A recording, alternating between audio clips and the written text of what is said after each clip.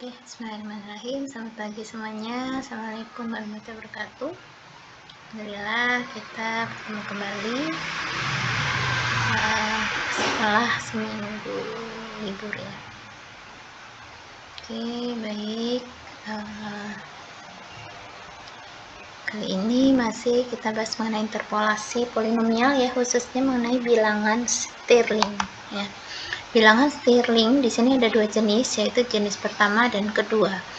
Bilangan Stirling jenis pertama muncul ketika polinomial faktorial dinyatakan dalam bentuk polinomial standar, yaitu K pangkat dalam kurung N sama dengan S1 pangkat dalam kurung NK ditambah S2 pangkat dalam kurung N kali K kuadrat ditambah dan seterusnya sampai Sn pangkat dalam kurung N kali K pangkat N sama dengan sigma Si pangkat dalam kurung N kali K pangkat I, di mana Si pangkat dalam kurung N ini merupakan bilangan Stirling.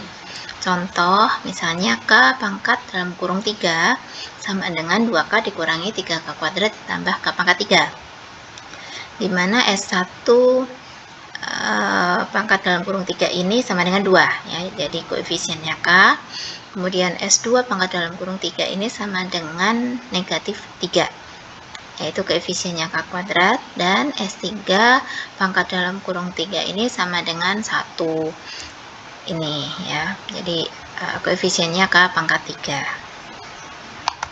Nah, atau untuk formula rekursifnya, Si pangkat dalam kurung N tambah 1 sama dengan Si kurang 1 pangkat dalam kurung N dikurangi N kali Si pangkat dalam kurung N. Pembuktiannya, K pangkat dalam kurung K tambah 1 sama dengan K kurang N kali K pangkat dalam kurung Kn ya, K pangkat dalam kurung N ya, dimana ini kalau kita buka kurungnya dengan menggunakan sifat distributif sama dengan K kali K pangkat dalam kurung N dikurangi N K pangkat dalam kurung N. Nah, kemudian kita jabarkan K pangkat dalam kurung N nya tadi sama dengan di sini yang menggunakan definisi Stirling yang jenis pertama tadi ya, begitu juga dengan yang ini ya. Oke, kemudian K sama N di sini kita masukkan ke dalam kurungnya ya dengan menggunakan sifat distributif. Nah, kemudian dari sini yang di sini kita keluarkan minus N S1 pangkat dalam kurung K gitu ya. Nah, kemudian kita yang ini ya.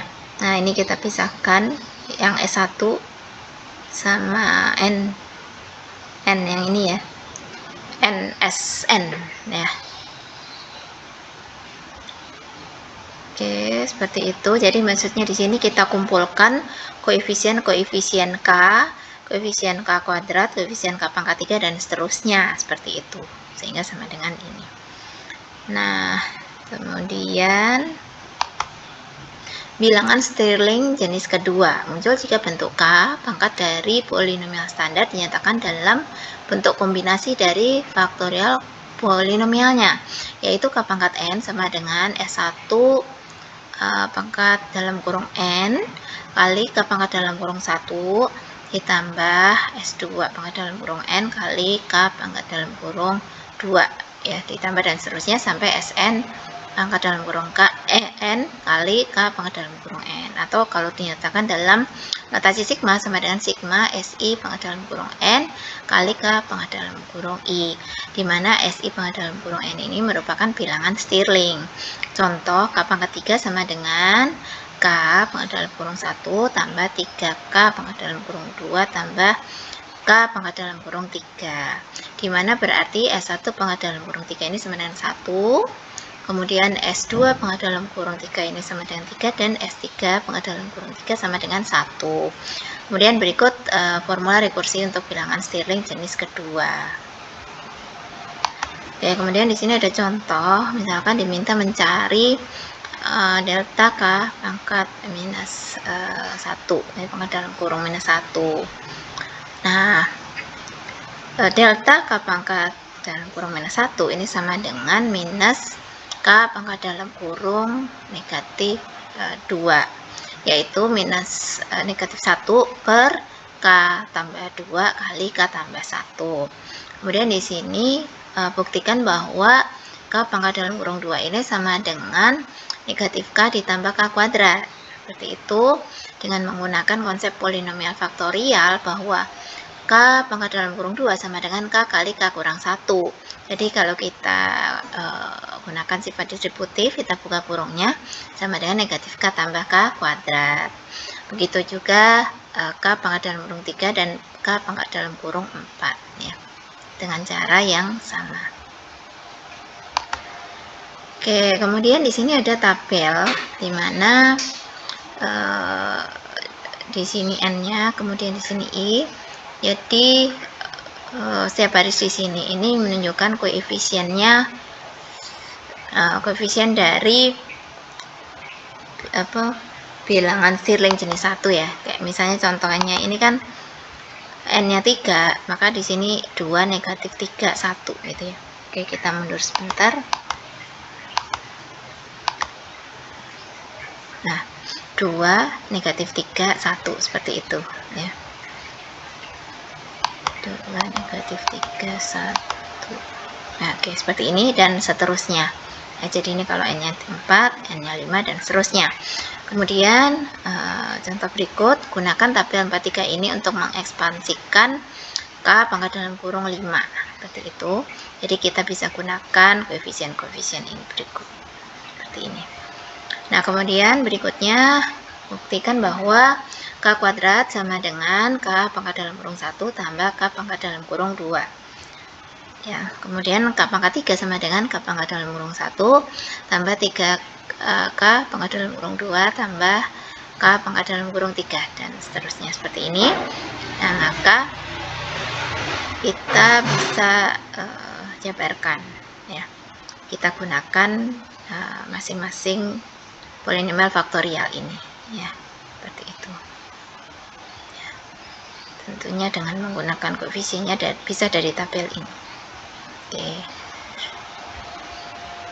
Nah, berikutnya mengenai penjumlahan ya. Penjumlahan adalah kebalikan dari penghitungan selisih sebagaimana integral terhadap diferensial. Yang pertama ada penjumlahan teleskopis, yaitu penjumlahan dari selisih, yaitu sigma delta YK sama dengan YN dikurangi Y0, dimana K-nya dari 0 sampai N kurang 1. Penjumlahan di atas mempunyai analog yang sama dengan integrasi dari turunan. Penjumlahan sembarang bisa dikonversi menjadi penjumlahan teleskopis asalkan persamaan delta YK dan ZK dapat dipecahkan untuk fungsi YK. Maka sigma ZK sama dengan sigma delta YK, yaitu YN dikurangi Y0. Integral berhingga merupakan suatu proses untuk memperoleh YK ya. Nah, delta YK sama dengan ZK, di mana ZK diketahui sehingga YN sama dengan Y0 ditambah sigma ZK, K-nya 0 dari N kurang 1. Penjumlahan dan integrasi berhingga merupakan dua hal yang serupa. Berikutnya penjumlahan parsial dengan formula sigma UI delta VI sama dengan UN VN dikurang U0 V0 dikurang sigma VI tambah 1 delta UI, dimana formula di atas serupa dengan integral parsial. Baik, demikian, mudah-mudahan bermanfaat dan bisa dipahami dengan baik. Maaf kalau masih banyak kekurangan. Salam sehat selalu, selamat pagi, wassalamualaikum warahmatullahi wabarakatuh.